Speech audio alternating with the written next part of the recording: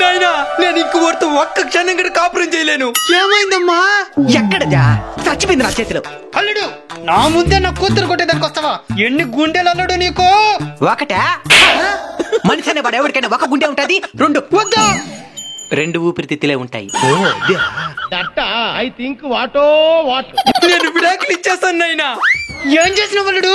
నేను అదే అడుగుతున్నానరా. ఏమి చేసినా? నేను ఉండే వంటలో అస్సలు నచ్చడం లేదు మీకు. ఎందుకు నచ్చడం లేదు అల్లుడు? ఏంది రా చేసే వంటలా? అన్నం మిరపొడి నూనె. ఇంకెన్ని రోజులు తినమంటావురా దాన్ని? మర్యాదగా దానికి ఏదైనా వంటలు నేర్పించి అత్తారింటికి పంపి, లేదంటే మా అత్తనే తీసుకుని వెళ్ళిపోతాను. పని చేయొద్దు, నేర్పించి పంపిస్తాను. రా అమ్మా, నేర్పించాను అల్లుడు. ఇంకా భయంకరంగా తినచ్చు నువ్వు. ఇంతకీ ఏం వంట నేర్పించినావో? అన్నం, ఉప్పు, నీళ్లు, సద్దన్నం.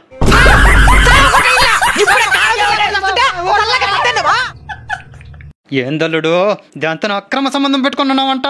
ఇక్కడ సక్రమ సంబంధమే సరిగ్గా చేయలేకపోతున్నాను, ఇంకా అక్రమ సంబంధం కొన్నా? అంత అబద్ధం నాయనా, దేన్నో పట్టేస్తున్నాడు. సాక్ష్యం ఏదైనా ఉంటే చెప్పు తల్లి, వాడి తాట తీసేస్తాను. నైనా మధ్యాహ్నం అయిందంటే చాలు నైనా, కరెక్ట్ టయానికి బెల్లు కొట్టినట్టు క్యారేజ్ కట్టి నేరుగా ఇంటికి పంపిస్తున్నాను నాయన. అది ఎవరు తల్లుడు? అది జొమాటో అని. యా ఊరల్లుడు దాంది?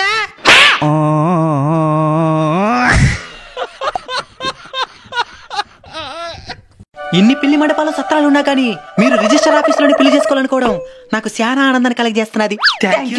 అవును, ఇంతకీ సాక్షి సంతకం పెట్టడానికి మీ తరపు వాళ్ళని తీసుకుని వచ్చారా? పెళ్లి కూతురు తాలూకా. పెళ్లి కొడుకు తాలూకా. అబ్బా, సాక్షి సంతకం పెట్టడానికి ఇంకా ఇద్దరు కావాలి. ఈ బాబు పెట్టచ్చా? ఎవరి బాబు? ఎల్ల బాబే. ఇందుకనమాట వీళ్ళు పెళ్లి మండపాలు పెళ్లి చేసుకునేది. ఎట్టబోతా ఉంది సమాజం. దీన్ని మీరు సమర్థిస్తారా వ్యతిరేకిస్తారా? కామెంట్ చేయండి. ఆఫీసర్ గారు ఇంకో సంతకం పెట్టాలి కదా, ఆయన పెట్టచ్చా? ఎవరాయన? వీళ్ళ ఆయనే.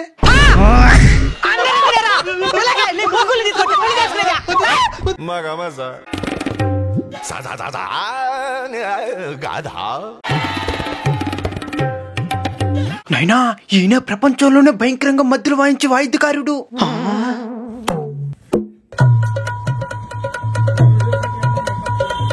నాకు ఒక డౌట్, మీరింత భయంకరంగా మధ్యలో ఎలా వాయించగలుగుతున్నారో? దీన్ని మా అత్తగారు అనుకుంటాను, దీన్ని నా పెళ్ళాం అనుకుంటాను. కొట్టే సౌండ్ మా మావిడా కింద పడాలా? ఎగ్జామ్ ఎట్లా రాసినావు నైనా? చాలా కష్టమైన ప్రశ్నలు వచ్చాయి నైనా, అస్సలు అర్థం కాలా. మరేం చేసినావురా? నేను కూడా వాళ్ళకి మించిన కష్టమైన సమాధానాలు రాసినా, వాళ్ళకి అస్సలు అర్థం కాదు.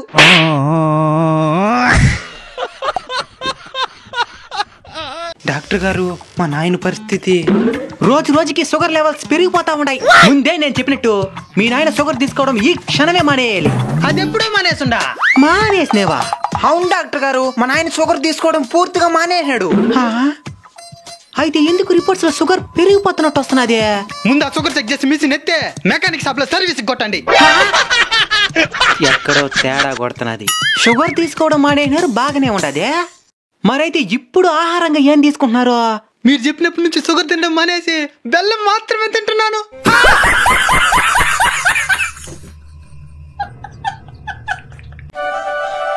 ఇప్పుడు మనం అరుణాచలం కుబేరలింగం దగ్గర ఉన్నాం మచ్చా. నెక్స్ట్ టైం మోక్ష మార్గం. మోక్ష మార్గమా? దాని ప్రత్యేకత ఏంది మామా? ఒక దారి ఉంటది, దాంట్లో నుంచి మనం వచ్చేసామంటే అంతే, మనకి మోక్షం వచ్చేస్తుంది. మోక్షం తెచ్చుకునేది ఇంత ఈజీయా?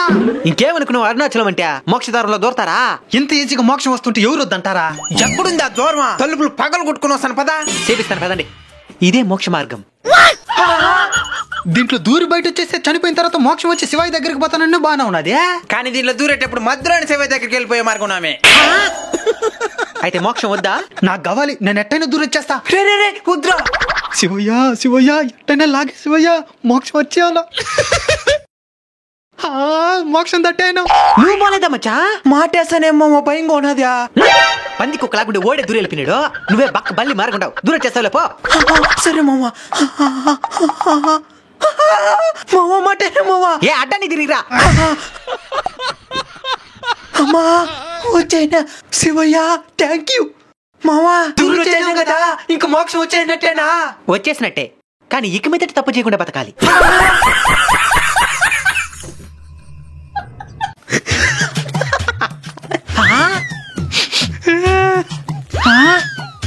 ఏం మామ ఏడొస్తుండవా? ఒకడికి ఎలాంటి షూరిటీ లేకుండా చేతి బదులుగా 2 లక్షలు డబ్బులు ఇచ్చినాను రా. వాడు ఇప్పుడు చచ్చిపోయినాడు. మరి అత్తెందుకు నవ్వుతా ఉండదే? అట్నే మీ అత్త ఒకరి దగ్గర 3 లక్షలు చేతి బదులుగా తెచ్చుకునింది. వాడు కూడా చచ్చిపోయినాడు.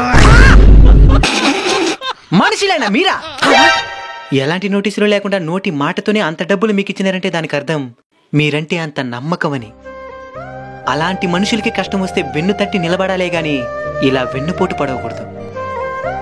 దోచేసే అవకాశం ఉన్న దొంగలా దోచేయకుండా దొరలా తిరిగి చేయడమే ధర్మం.